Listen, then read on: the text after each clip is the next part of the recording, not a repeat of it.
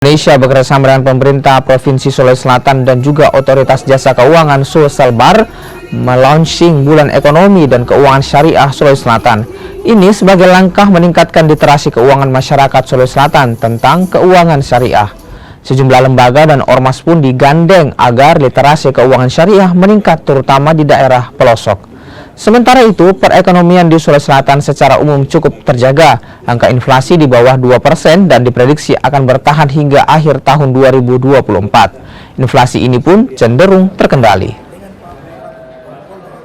Apalagi sekarang, saya sampaikan tadi, gaya hidup keislaman itu mulai masuk di generasi milenial itu.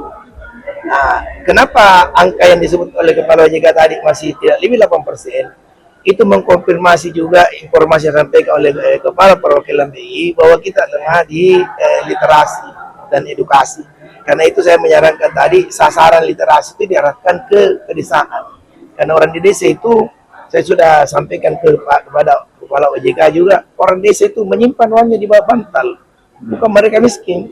Kenapa mereka tidak mau simpan di uang konvensional? Karena mungkin salah satunya mereka takut dengan namanya bunga.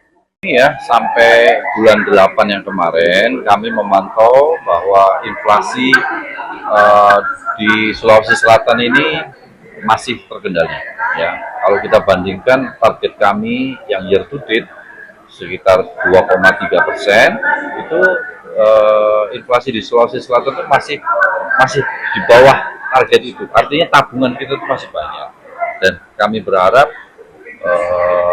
tabungan ini nanti bisa dipakai di akhir. Biasanya kan kalau Desember itu inflasinya meningkat ya, Desember Januari, nah itu untuk saving lah.